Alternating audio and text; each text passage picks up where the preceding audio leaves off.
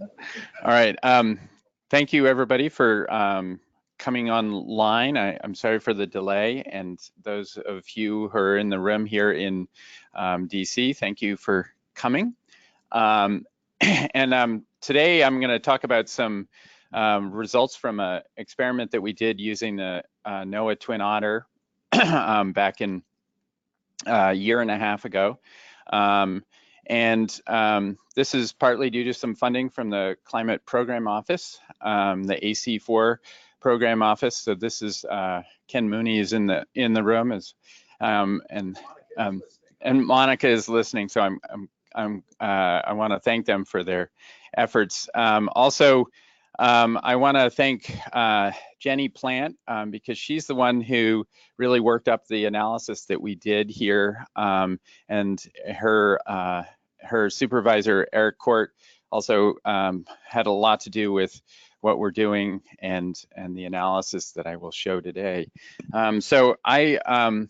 There's also a lot of people in my lab that have helped out, and this includes all the measurements that we made during the campaign, as well as measurements taking flash samples that we made after the campaign. But anyway, so my name is Colm Sweeney, and I am in Washington for 3 months in the Ocean Observing and Monitoring Group. I'm also, my real job is back in Boulder, running an aircraft network for the Carbon Cycle Group, which is part of the Global Monitoring Division. Without further ado, I'm going to jump into the results and talk to you a little bit about the NOAA Global Monitoring Division, and in particular the Carbon Cycle Group, because what we do is we're looking at atmospheric CO2 and methane in particular, but we also look at CO and other gases, but our main focus is quantifying how much CO2 is in the atmosphere. We do this using tall towers. We also, I don't know if you can see any cursors, but then we also do it using aircraft, and so the aircraft and towers are the aircraft are the blue dots on the map, and then the towers are the green dots, and then we have a whole host of surface networks, surface sites all over the country, and those are marked in red on the map. And we bring all that data into one cohesive modeling framework called Carbon Tracker, which is a picture of which is on the far right of the screen. One thing we also do in our lab is we're the WMO calibration site for CO2, methane, CO, and SF6. This is very important because we are the center for all global measurements of CO2 and methane and CO and SF6, in the sense that we help everybody who makes those measurements calibrate onto one single scale. What my particular job at the Global Monitoring Division is to run the aircraft network, and one of the things that we do is we have 14 sites distributed all over the country, and what we do is we do profiles in the atmosphere and to understand a little bit about how CO2, in this case, I'm plotting CO2 with time and altitude, so you can see the CO2 levels are colored by concentration, and then we have, as you can see, that the CO2 levels are increasing in the atmosphere, and you can see that that's progresses from the surface up to the upper free troposphere above we measure up to altitudes of 8 kilometers. And so, but these samples we only take these samples about every 2 weeks, so they're not it's hard to see interannual variability. We can see large seasonal scale features, and so that's what you see, is that the CO2 during the summer is being taken up by plants, and then during the winter you can see a huge amount of CO2 coming out into the atmosphere, and that's due to both respiration of plants, but also due to fossil fuel emissions. And so that's one thing that we try to quantify, is how much fossil fuel emissions have come from the continent. But the other thing that we also do is we spend a lot of time trying to understand single processes. So when we look at our larger network, we've sort of got global and continental scale measurements, but we spent a lot of time in the last few years looking at different processes. So starting on the left, we've done oil and gas and looked at production in particular of oil and gas and how the methane emissions that come from that. In the Arctic, we've spent a lot of time trying to validate models that are estimating methane and CO2 emissions from the Arctic. And so by doing routine measurements across the Arctic, we can verify some of the models that are used to predict what's going to happen when permafrost melts. In the Antarctic, we've spent a lot of time looking at gradients in the atmosphere to actually understand what's happening in air-sea gas exchange for the ocean. And so that's another way that it turns out that the Southern Ocean is a huge sink for CO2 and is a huge buffer for the addition of CO2 into the atmosphere. And so it's very important to understand and quantify how much the Southern Ocean is taking up and if that's changing at all. Okay, so just to sort of go back to the real basics here, some of the terminology that I'm going to be using, we use this terminology called top-down, and the idea is that when we're making an atmospheric measurement, we're quantifying the impact of fossil fuel, in particular emissions, on the atmosphere, because that's where the global warming is actually going to happen, is the trapping of infrared radiation. As it's coming off the surface of the Earth, it's going to be trapped because of the CO2 in the atmosphere. So most of the time when people quantify how much emissions are happening from a city or an urban, a rural environment, is they do that by using inventories or bottom-up estimates, where they multiply a certain, they have a process, say a car driving down the street, and how much CO2 is actually being emitted, and that will be based on how much gasoline they use, and they can actually take the amount of, for CO2, it's fairly simple math. You take the amount of CO2 that was purchased in terms of gasoline, and you expect eventually that gasoline that was purchased is going to become CO2 at some point. And so this is sort of how they can quantify something like CO2. It's harder with methane because we don't have a good way of quantifying methane loss into the atmosphere. And so one of the things, this is methane, what I'm showing here is sort of the global methane story. And one of the big mysteries over the last decade has been a sudden increase in methane that happened after it flattened out. So the methane has increased significantly over since the Industrial Revolution, but for a few years, about 7 years, it flattened out, and then all of a sudden we saw a massive increase. And there's a lot of speculation about what happened, what was causing that. Was it the increase in fossil fuel production? Was it wetlands that were increasing? So, or agriculture, or the sink for or methane. And so in this plot, we showed that there's also a significant decrease in the isotope of C13 of methane, suggesting that the main driver probably was wetlands and agriculture. But today I want to explore some of the issues around the fossil fuel contribution and try to understand that a little bit more. So just as a review, methane is an interesting molecule. It has a relatively short lifetime in the atmosphere. It's about 9 years.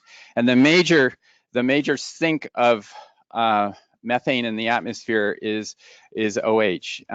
There's also chlorine, and then soils take up some methane. The major sources are fossil fuel. Agriculture is the biggest. Agriculture and waste, or so any kind of landfills or other things in agriculture in terms of cows are big sources of methane. And then biomass burning and wetlands are also major sources throughout. And so what you can see is, if we drill down a little bit farther in the U.S., we can see that the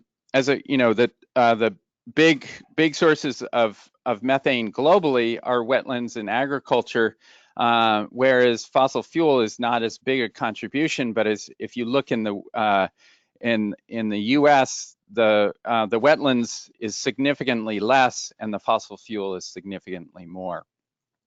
And so one of the targets that we're looking for is, in particular, as we've moved to natural gas, which is 90% methane, we can start to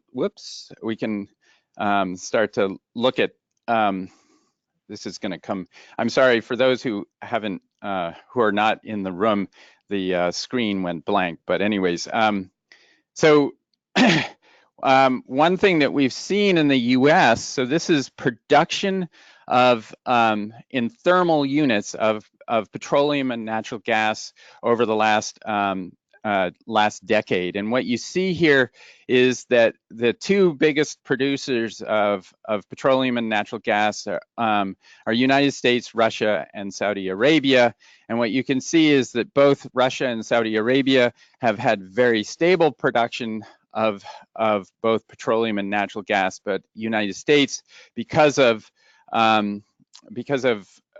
new techniques, have been able to significantly enhance their production, and have now become, the U.S. has now become the biggest producer of natural gas and petroleum in terms of thermal units. And in particular, this is their focus on fracking. So with the technology of fracking, we've been able to significantly increase our production. One of the things that we did, and this is work that was funded by CPO, was going into all the production areas all over the country and looking, and by production I mean where oil and gas is taken out of the ground. And so we go to all of these areas to try to understand how much of the production is accounted for, and the emissions from production, emissions of methane are accounted for from production of natural gas in particular, but also oil.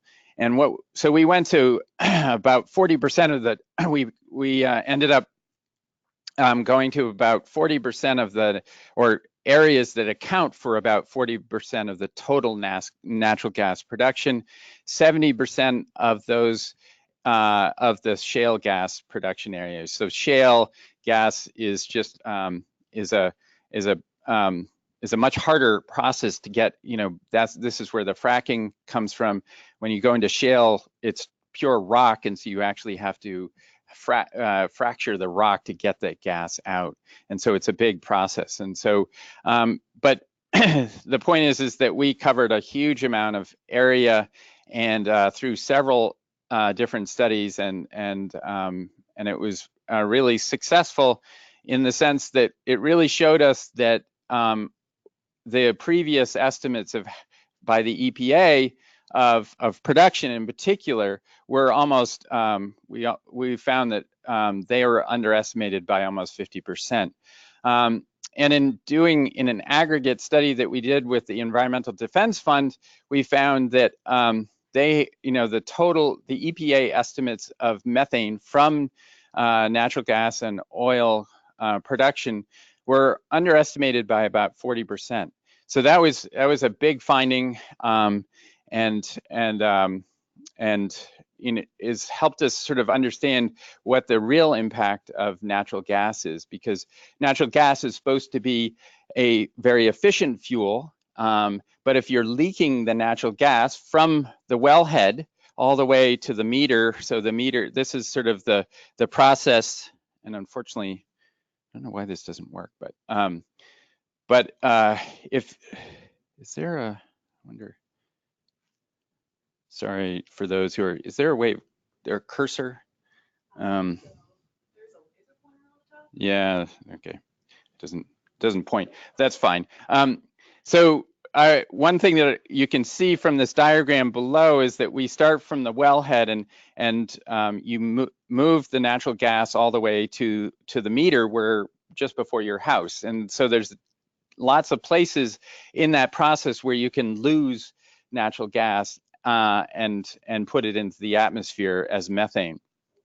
And so this study was really focused on trying to track where in this process chain we were able to, where we were losing methane. If methane is such a efficient fuel for cooking and other things, then it would be great. But if we're losing a lot on the way, then the effectiveness of that disappears.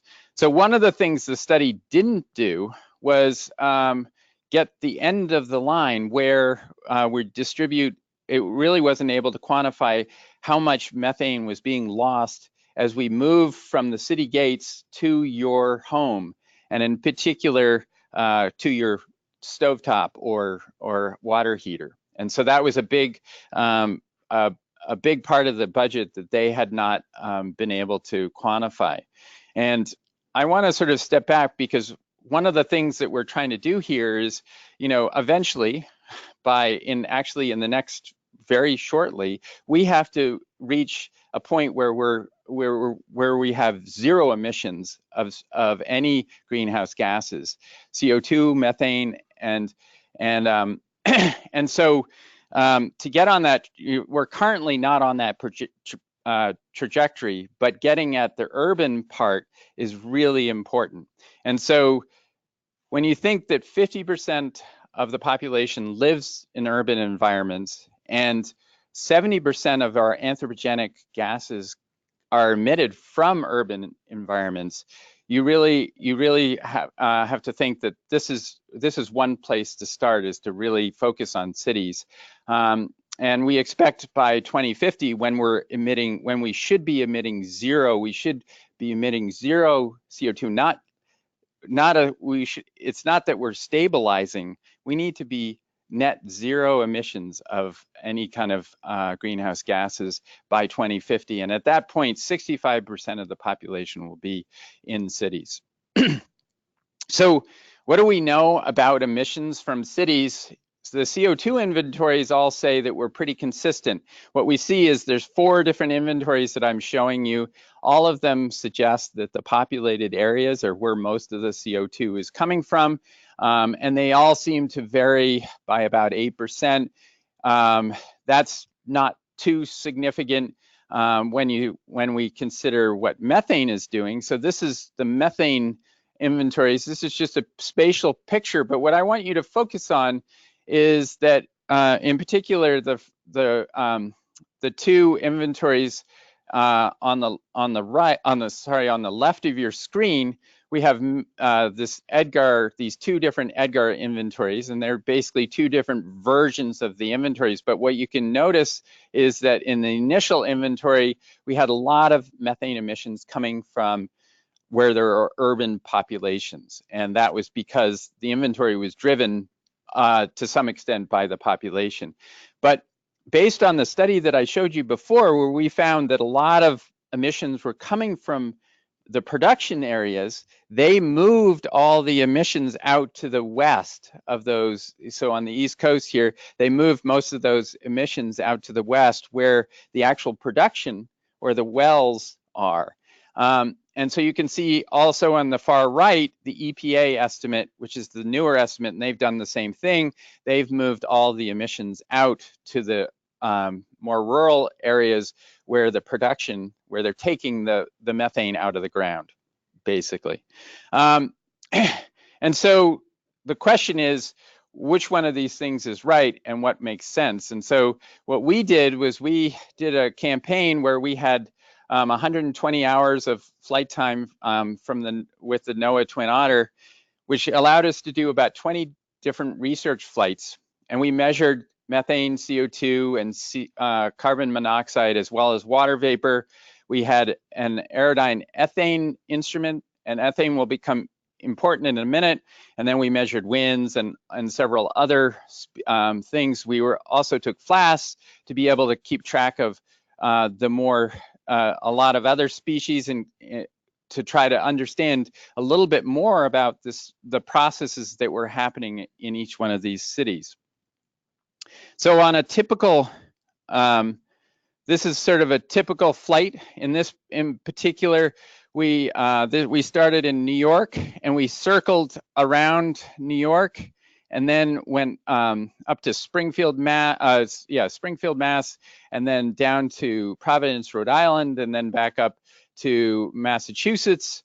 And during that flight on the left, what you can see is the wind direction. So the wind was coming on shore at that point, so we had pretty clean air coming on shore. And then what you can see on the right is the methane concentration. And what you see is on the downwind legs, so the inland legs, you can see a much brighter color, which indicates that the methane concentrations were much higher on the downwind side of New York City versus the upwind side. And you can see similar results for the CO2. Again, much more enhanced CO2 concentrations downwind of the cities and much lower concentrations on the upwind side. So this is the same picture, the same day of data. And what I'm showing here is just the temporal change as we fly from Long Island around New York City and up to Boston. And what I want to show you here is that if you look at the gold, black, and blue dots, that you can see that they're highly correlated. Those are the methane, CO, and CO2. And there are couple of things that you can see is they're really highly correlated, and you can see that as we go downwind of each one of the cities, we see enhancements based on the emissions coming from that city. And we can also look at ethane. Ethane shows us, ethane is preferentially emitted from fossil fuels. So one of the other big sources of methane is wetlands and agriculture and waste, and ethane does not come from those processes. So ethane is going to be used later on in the study to actually understand where the methane, what's the source of the methane that we're measuring downwind of the cities. And so what you can see is the same sort of thing, is that each time we go downwind of these cities, we see an enhancement of methane and ethane, suggesting that it's mostly coming from fossil fuels or natural gas in most cases. So this is sort of, again, looking at the same day, we're looking at just the downwind segment, downwind of New York City, and what you can see is the enhancements in each case. And what we do is we then plot these together to look at the ratios. And so what we're looking at is the ratios of methane to CO2. And what you can see is, now back to these old inventories. So the inventory where we saw, which is the top one with the blue, is where we saw huge enhancement, where they attributed a lot of methane emissions to the cities. And then the newer inventories are the green and the orange, showing where they had moved the inventories of methane emissions out of the cities and out where the production is. And so what you can see is that when you ratio what the inventories think is coming, the methane to CO2 ratios from the inventories, you see that the observations agree best with the old inventories and not with the new inventories. And so what's going on here? So the observations are in red, and the old inventory that we're talking about is Edgar 4.2, and that's in the blue. And so what you can see is that the observations show much more methane per molecule of CO2 coming from these areas. And the problem with CO2 is that CO2 has lots of other sources. There's fossil fuel, but there's also CO2 can come from plants, the degradation of plants or uptake of CO2 as photosynthesis starts. So we started this campaign in March and it ended in April, we were fortunate in the fact that it was a very late spring, and so the biology didn't play a huge role. But to make sure that the biology was accounted for, we took inventories of CO to see if we could get the same results, because CO, unlike CO2, isn't affected by natural processes. And so in this case, we found that the methane, that the results were very similar, and that we could account for, we could show that the methane enhancements were just as enhanced relative to CO as they were with CO2. So this is another graphical depiction of this, where we take where we get the total emissions from each urban environment by taking the EDGAR CO inventory times the emissions ratios that we observe, and we get a total. We can calculate the total emissions coming from each one of these cities, and you can see that with CO2 and methane we get very similar results. CO2 and CO, we get very similar results, indicating that the biological components in the CO2 emissions in the CO2 is not a big factor. So taking an average CO2 inventory and looking at the totals, it looks like we're getting about twice as much emissions, total emissions of CO of methane in the observations as what EPA estimated. And if you account for the ethane, if you use ethane to segregate what's coming from wetlands or landfills, you can see that the EPA would estimate that in these cities, most of the emissions were coming from wetlands, and yet what we see is that so the blue bars indicate how much methane is coming from natural gas, and what we can see is that our estimates show that most of the emissions are coming from natural gas and not coming from wetlands and other sources. So in fact, the EPA was off by almost an order of magnitude in the estimates of how much was coming from urban environments. And again, it suggests that these old inventories were actually quite good.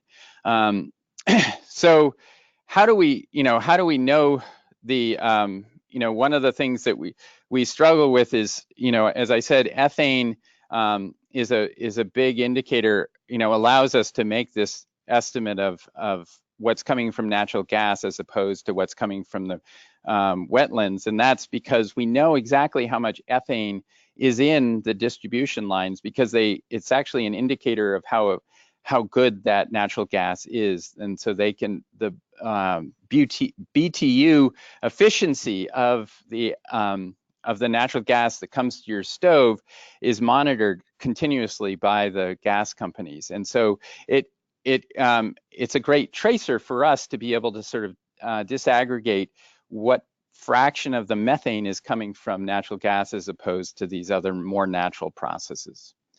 What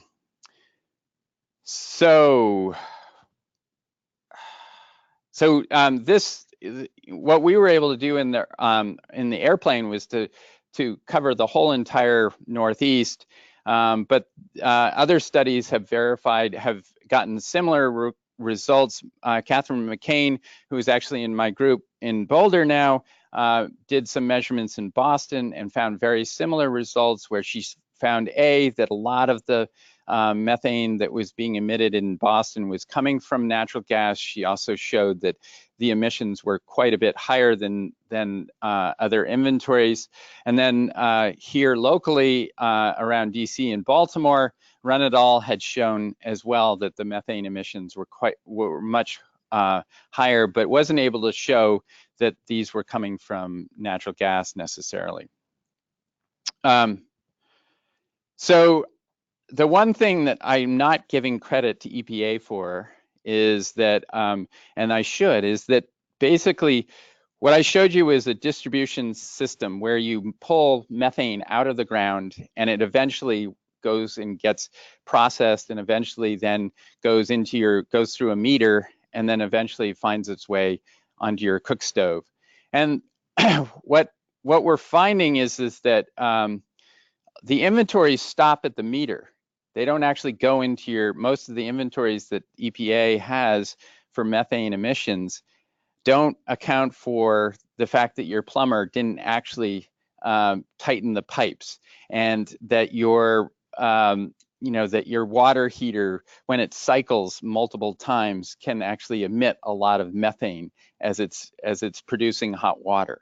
And so these are the things that it doesn't account for. So it's not necessarily that we've found that the EPA was wrong, because they just weren't accounting for what is coming out of your house or a business. And so that's maybe one of the reasons that there's a disconnect between what we're measuring and what the inventories are estimating. But anyways, the conclusions are, as I said, we're finding that the EPA and EDGAR emissions have changed, in the sense that they've moved a lot of the emissions out of their urban environment. But what we're finding is that in doing so, they're now underestimating the amount of natural gas by more than 9 times that's coming, the emissions from natural gas. And they are also in total, the total amount of methane coming from just these 6 cities is actually almost 5% of the total budget that we think there should be. It's a huge impact on the methane emissions. And we've only done these 6 cities. The question really becomes, what's happening to all the other cities around the country that may also be emitting a lot of methane? We know, one of the things the inventories do is they account for old pipes. So that's always been one of our fears, is that these Northeast cities just are, they're steel pipes and they leak a lot. But the inventories actually do try to take into account that issue. So it's still a little bit of a mystery. One of the things that we, as we look towards the future, we can start to look at this data and try to understand a little bit more about the urban ecology. Does a city like New York, that actually doesn't pollute as much, if people aren't in their cars as much, can we actually start to see some of those changes? And as I asked before, can we actually, see what's happening for the rest of the urban environments around the country? This is a big question. And we also would like to start to use other tracers beyond the tracers that I showed today, like ozone and NOx and CFCs, to understand what's going on. One of the things that we're working on in my group is actually expanding our ability to actually detect in cities, because as I said, our network only makes measurements every 2 weeks or so. And so that's really not enough to sort of see major changes and to really monitor stuff like we were able to do in the 20 flights in these cities. And so one of the examples is so in a typical month, we're making 10 to 18 soundings profiles in the atmosphere. And NOAA has a program where they actually have put measurements on commercial aircraft, and they're doing 100,000 soundings by putting them on commercial aircraft.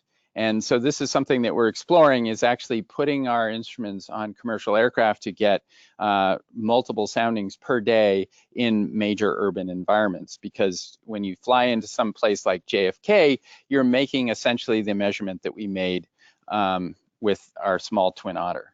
So that's all I have, but if anybody has any questions, please let me know.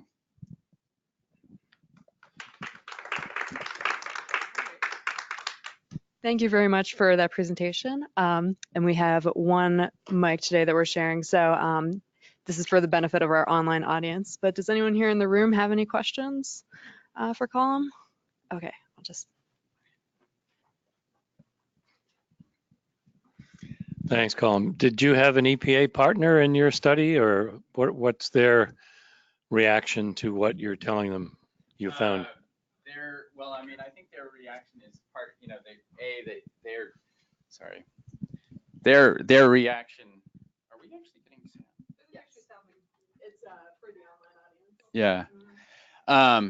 So that's actually a really good question because I mean, it's something that we try to sort of, we've done, when we did the production studies, we actually, you know, there was some points of contention, and so we really tried to work with them and try to understand what the processes are. And so they actually incorporated, you know, all of this thinking. And one of the issues was that they suddenly realized that it's not about the population, it's more about going to where the actual emissions should happen. But in terms of the urban problem, they were suddenly like, they, I think, realized, their inventories need to go further. They need to consider what's coming out of the individual homes, because that, you know, so that was one response they had, is like, well, we weren't actually trying to measure the homes, and maybe we should, or quantify what's coming out of the homes. And so that was one of their responses. And the other one was, you know, that it's, you know, it's an ongoing problem. I mean, like I said, it's really hard to keep track of methane emissions because they tend to be mistakes in the system, right?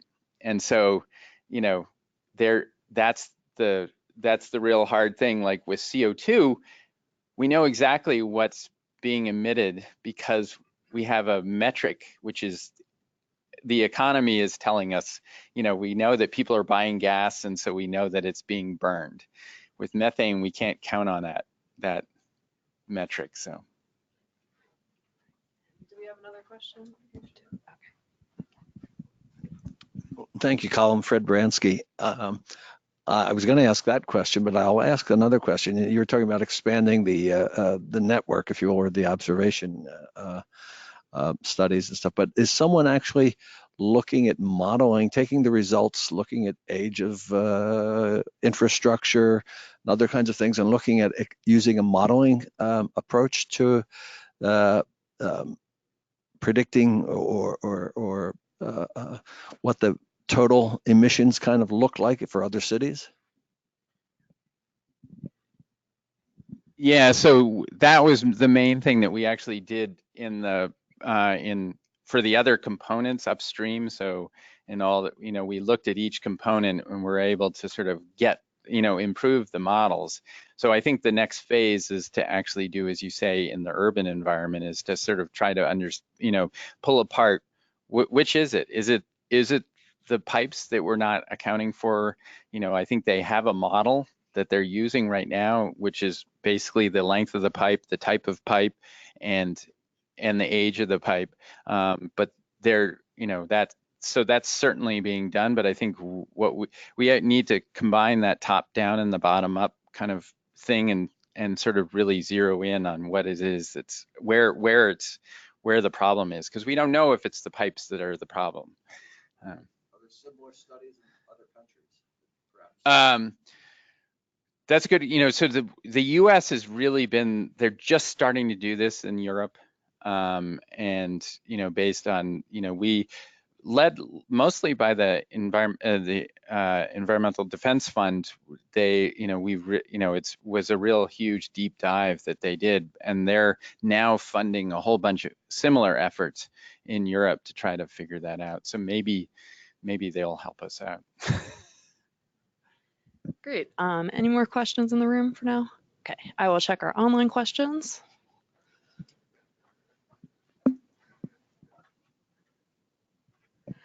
Okay, so someone would like to know, are efforts to restore wetlands in urban areas likely to have much impact on methane production?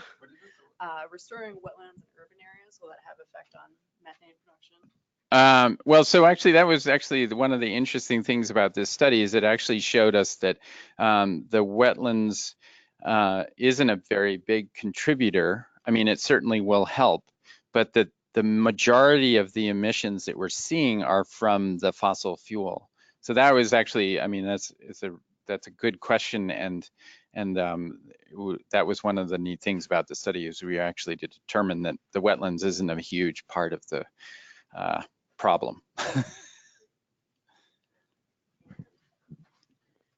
So I am not seeing any more online questions, so we will leave it there for now today. But thank you so much, Colin. Thank you for joining us.